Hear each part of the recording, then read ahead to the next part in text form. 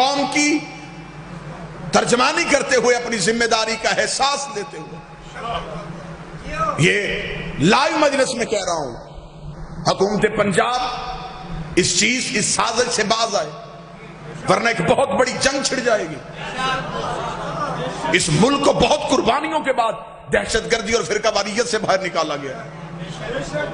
اسے نکالنے میں پاکستان کی فوج اور سلامتی کے اداروں کا ایک بہت بڑا کردار۔ ہم نہیں جانتے، ہمیں خبر ہے یہ گٹھ جوڑ کہاں پہ ہو رہے ہیں، ہم جانتے ہیں یہ سازشیں کہاں تیار ہو رہی ہیں، لیکن ہم شیعہ نے علی بن ابی طالب اور آل محمد کے غلام آپ کو تنبیہ کرتے ہیں، خبردار ایسا کوئی بھی قانون اس ملک میں پاس نہیں ہوگا۔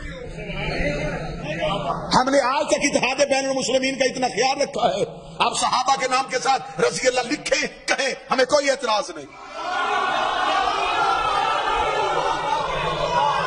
رضی اللہ صحابہ کا ٹائٹل ہے، جچتا ہے انہیں۔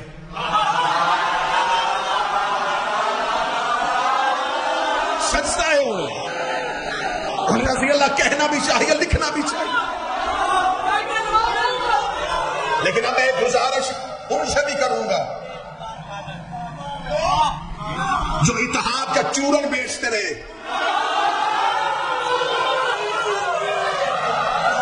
پچھلے ایک مہینے سے غیروں کے ساتھ بیٹھ کے میٹنگیں کرتے رہے، یہ لو تمہارا پہلا نتیجہ آ گیا ہے۔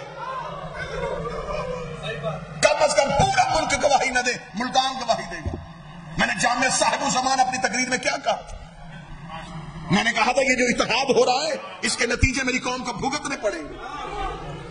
جو لوگ بیٹھے تھے وہ گواہی دے گا لمدار صاحب۔ میں نے اس میں یہ بھی کہا تھا کہ مجھے اپنی بھی خبر ہے کہ یہ جو بات میں کر رہا ہوں مجھے اس کے کیا نتائج بھگتنے پڑیں گے۔ آپ اتحاد بین المسلمین کے ہم انکار نہیں کرتے، اتحاد کرو عقیدے پہ رہ کے۔